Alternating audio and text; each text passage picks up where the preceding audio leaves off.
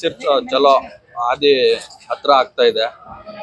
ಇದ್ರ ಫಲವಾಗಿ ನೀವು ಯಾವ ತರ ಅವ್ರಿಗೆ ಬೆಂಬಲ ಸೂಚಿಸ್ತಾ ಇದ್ದೀರಾ? ಭಾರತೀಯ ಜನತಾ ಪಕ್ಷ ಮತ್ತು ಜಾತ್ಯತೀತ ಜನತಾದಳ NDA ಇಂದ ಈ ಭ್ರಷ್ಟ ಕಾಂಗ್ರೆಸ್ ಸರ್ಕಾರದ ವಿರುದ್ಧ, ಜನ ನೀತಿ ವಿರುದ್ಧ ಮತ್ತು ಈ ಸರ್ಕಾರದ ಹಣವನ್ನು ಪೋಲು ಮಾಡೋದ್ರ ವಿರುದ್ಧ ಸಾರ್ವಜನಿಕ ತಿಳುವಳಿಕೆ ಬರಬೇಕು ಅನ್ನೋ ನಿಟ್ಟಿನಲ್ಲಿ ಪಾದಯಾತ್ರೆಯನ್ನು ಹಮ್ಮಿಕೊಳ್ಬೇಕು ಅಂತ ಎರಡೂ ಪಕ್ಷ ನಿರ್ಧಾರ ಆಗಿದೆ. ಅದೇ ರೀತಿಯಲ್ಲಿ ಕಳೆದ 3ನೇ ತಾರೀಕಿನ ದಿವಸ ಕೆಂಗೇರಿ ನೈಸ್ ಜಂಕ್ಷನ್ ಇರ್ತಕ್ಕಂಥ ಕೆಂಪಮ್ಮ ದೇವಸ್ಥಾನದಿಂದ ಹೊತ್ತು ನಮ್ಮ ರಾಜ್ಯಾಧ್ಯಕ್ಷರು ಇದ್ದಂಥ ವಿಜೇಂದ್ರ ಅವರು ಮತ್ತು ಕುಮಾರಸ್ವಾಮಿ ಅವರು ಪೂಜೆಯನ್ನು ಸಲ್ಲಿಸಿ ಅಲ್ಲಿಂದ ಪ್ರಾರಂಭ ಮಾಡಿದಂಥ ಅಭೂತಪೂರ್ವವಂಥ ಜನ ಹೊತ್ತು ಸೇರಿತ್ತು. 20-25 ಸಾವಿರ ಸಂಖ್ಯೆ ಹೊತ್ತು ಸೇರಿದ್ರು. ಅಲ್ಲಿಂದ 3 ಕಿಲೋಮೀಟರ್ ಉದ್ದ ಪಾದಯಾತ್ರೆ ನಿರಂತರವಾಗಿ ನಡ್ಕೊಂಡು ಹೋಗ್ತಾ ಇತ್ತು. ಇದೊಂಥರ ಐತಿಹಾಸಿಕ ಒಂದು ಪಾದಯಾತ್ರೆ. ಈ ಥರ ಒಂದು ಜನ ಸೇರಿದ್ದು ವಾಲಂಟ್ರಾಗಿ ಕಾಂಗ್ರೆಸ್ ಸರ್ಕಾರ ಎಲ್ಲೋ ಜನರ ವಿರುದ್ಧವಾಗಿದೆ, ಇವರು ಸರ್ಕಾರದ ವಿರುದ್ಧ ಜನ ರೊಚ್ಚಿಗೆದ್ದಿದ್ದಾರೆ ಅನ್ನೋದ್ರಿಂದ ಅದನ್ನ ಜನಸಂಖ್ಯೆಯನ್ನು ನೋಡಿದಾಗ ನಮ್ಗೆ ಅನಿಸ್ತದೆ. ಇವತ್ತು ಪ್ರತಿದಿನ 20-25 ಸಾವಿರ ಜನ ಇವತ್ತು ಪಾದಯಾತ್ರೆಯಲ್ಲಿ ಪಾಲ್ಗೊಳ್ತಾ ಇದ್ದಾರೆ. ನಿನ್ನೆ ಚನ್ನಪಟ್ಟಣದಲ್ಲಿ 25-30 ಸಾವಿರ ಜನ ಸೇರಿದ್ರು ನಿನ್ನೆ ದಿವಸ ಚನ್ನಪಟ್ಟಣದಲ್ಲಿ. ಇಂಥ ಒಂದು ಜನಸಂಖ್ಯೆ ಸೇರೋದನ್ನು ನೋಡಿದರೆ ನಮಗೆ ಕಾಂಗ್ರೆಸ್ ಸರ್ಕಾರದ ವಿರುದ್ಧ ಜನ ರೊಚ್ಚಿಗೆದ್ದಿದ್ದಾರೆ ಅಂತಲೇ ಒಂದು ಮಾಹಿತಿ. 3ನೇ ತಾರೀಕಿನಿಂದ 3 ದಿನಗಳ ಕಾಲ ನಾನು ಅವ್ರ ಜೊತೆಲಿದ್ದೀನಿ. ಅಲ್ಲಿ ಇಡೀ ಪಾದಯಾತ್ರೆಯಲ್ಲಿ ಅಷ್ಟು ಜನ ಹರ್ಷ ಉದ್ಧಾರವಾಗಿ ಕೂಗ್ತಾ, ಅದರಲ್ಲಿ ಅಂಗವಿಕಲರು ನೋಡಿದ್ದೀರಿ, ತಾವು ವಯಸ್ಸಾದವ್ರು ನೋಡಿದ್ದೀರಿ. ಅವ್ರು ಬೇಡ ಅಂತ ನಾವು ಹೇಳಿದ್ದು, ವಯಸ್ಸಾದವರು ಬರೋದು ಬೇಡ, ಅವ್ರು ಅಂಗವಿಕಲ ನಡೆಯೋಕ್ಕಾಗಲ್ಲ, ಇಲ್ಲ ನಾವು ಬರ್ತೀವಿ ಅನ್ನೋ ಉದ್ದೇಶದಲ್ಲಿ ಬರ್ತಾವ್ರು ಅವ್ರ. ಇವತ್ತು ಕಾಂಗ್ರೆಸ್ ಸರ್ಕಾರ ಅಧಿಕಾರಕ್ಕೆ ಬರಬೇಕಾದ್ರೆ ಈ ಅಹಿಂದವನ್ನ ಮುಂದಿಟ್ಕೊಂಡು SC STಗಳನ್ನು ಮುಂದಿಟ್ಕೊಂಡು ಇವತ್ತು ಮತಯಾಚನೆ ಮಾಡಿ ಮೋಸದಿಂದ ಮತವನ್ನು ಗಳಿಸಿದ್ದಾರೆ, ಸುಳ್ಳು ಭರವಸೆಗಳನ್ನು ಮತ ಗಳಿಸಿದ್ದಾರೆ. ಇವತ್ತೆಲ್ಲ ಒಂದು ಕಡೆ SC ST ಮತವನ್ನು ಪಡೆದಂಥವ್ರು ಇವತ್ತು 24,000 ಕೋಟಿ ದುಡ್ಡನ್ನು SC ST ದುಡ್ಡನ್ನು ಮಿಸ್ಯೂಸ್ ಮಾಡ್ಕೊಂಡಿದ್ದಾರೆ. ಬರೀ ಭಾಗ್ಯಗಳು ಮತ್ತು ಅಂತಿಂಥ ಒಂದು ಸುಳ್ಳು ಭರವಸೆಗಳಿಗೆ ಕೊಡ್ತಾ ಇದ್ದೀವಿ ಅಂತ ಹೇಳ್ತಾರೆ. ಅದನ್ನು ಅವ್ರಿಗೂ ಕೊಡ್ತಾ ಇಲ್ಲ, ಸಾರ್ವಜನಿಕರಿಗೂ ತಲುಪ್ತಾ ಇಲ್ಲ. ಇವರು ಲೂಟಿ ಮಾಡ್ತಾರೆ, ಇವ್ರು ಮನೆ ತುಂಬಿಸ್ಕೊತಾವ್ರೆ.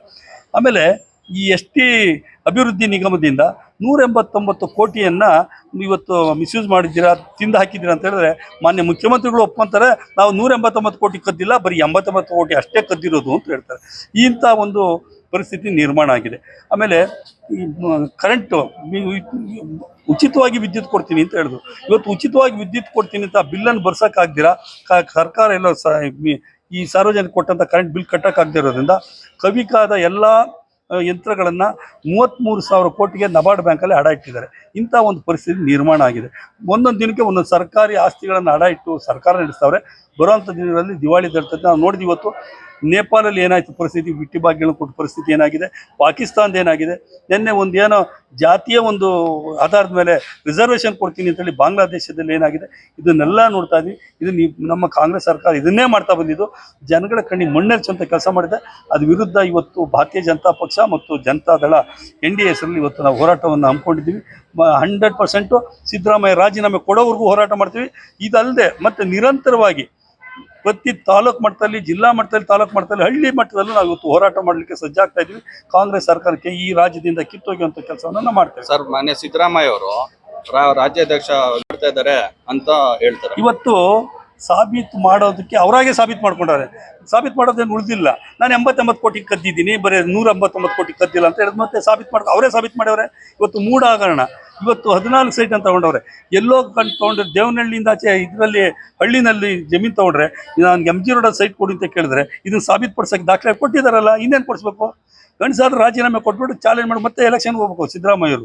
ಇವತ್ತು ಆ ಪರಿಸ್ಥಿತಿ ನಿರ್ಮಾಣ ಮಾಡ್ಕೊಂಡವ್ರೆ. ಇವತ್ತು ಅವರೇ ಪಕ್ಷದ ಶಾಸಕರು ಇವತ್ತು ದಾಖಲೆಯನ್ನು ಕೊಡ್ತಾ ಇರೋದು, ವಿಜೇಂದ್ರ ಅವ್ರು ಕೊಡ್ತಾ ಇರೋದು. ಕಾಂಗ್ರೆಸ್ ಶಾಸಕರೇ ಇವತ್ತು ಭಾರತೀಯ ಜನತಾ ಪಕ್ಷ ಮತ್ತು ಭಾರತೀಯ ಜನತಾ ದಳದವ್ರಿಗೆ ದಾಖಲೆಯನ್ನು ಕೊಡ್ತಾವ್ರೆ. ನೀವು ಯಾಕೆ ಸುಮ್ಮನೆ ಕೂತಿದ್ದೀರಿ, ಹೋರಾಟ ಮಾಡಿ, ಇಷ್ಟೆಲ್ಲ ನೀರು ಕುಡಿದಿದ್ದಾರೆ. ಇಂತಿಂಥ ಒಂದೊಂದು ಹಗರಣಗಳಿರ್ತಾರೆ. ಇದಲ್ಲದೆ ಇನ್ನು ಸಾಕಷ್ಟು ಹಗರಣಗಳಿದ್ದಾವೆ. ಅದನ್ನು ಬರುವಂಥದ್ದು ಪ್ರಸ್ತಾಪ ಮಾಡ್ತೀವಿ. ಇದನ್ನು ವಿಜಯೇಂದ್ರ ಗಡ್ಡಿಸ್ತಾನ ಬಗ್ಗೆ ಅವ್ರು ಮಾತಾಡೋ ಅರ್ಹತೆ ಇಲ್ಲ, ಯೋಗ್ಯತೆಯೂ ಇಲ್ಲ. ಅದನ್ನು ಕಳ್ಕೊಂಡಿದ್ದಾರೆ. ನಾನು ತೆರೆದ ಪುಸ್ತಕ ಅಂತ ಹೇಳಿದ್ರು, ಕೆಸರು ಬಿದ್ದಿರೋ ಪುಸ್ತಕ ಆಗಿದೆ. ಇವತ್ತು ಬೇರೆ ಹಿಂದಿ ಎಲ್ಲ ಅಧಿಕಾರಿಗಳ ಕೈಯಲ್ಲಿ ಮಾಡಿಸಿ ಅಧಿಕಾರಿಗಳಿಗೆ ಸಿಕ್ಕಾಕ್ತಾ ಇದ್ರು. ಇವತ್ತು ನೇರವಾಗಿ ಸಿದ್ದರಾಮಯ್ಯ ಹಗರಣ ಮಾಡಿದ್ದಾರೆ. ನೇರವಾಗಿ ಸಿಕ್ಕಿಬಿದ್ದಿದ್ರೆ ಅದಕ್ಕೆ ಅವ್ರು ತಲೆದಂಡ ಆಗಲೇಬೇಕು. ಅಲ್ಲಿವರೆಗೂ ಭಾರತೀಯ ಜನತಾ ಪಕ್ಷ ಜನತಾದಳ ಹೋರಾಟ ಮಾಡ್ತಾರೆ. ಕ್ಷಣ ಕ್ಷಣದ ಸುದ್ದಿಗಳಿಗಾಗಿ ಫ್ರೀಡಂ ಟಿವಿ ಸಬ್ಸ್ಕ್ರೈಬ್ ಮಾಡಿ, ಲೈಕ್ ಮಾಡಿ ಹಾಗೂ ಫಾಲೋ ಮಾಡಿ. ಹೊಸ ಸುದ್ದಿಗಳ ನೋಟಿಫಿಕೇಶನ್ಗಾಗಿ ಬೆಲ್ ಐಕಾನ್ ಮೇಲೆ ಕ್ಲಿಕ್ ಮಾಡಿ.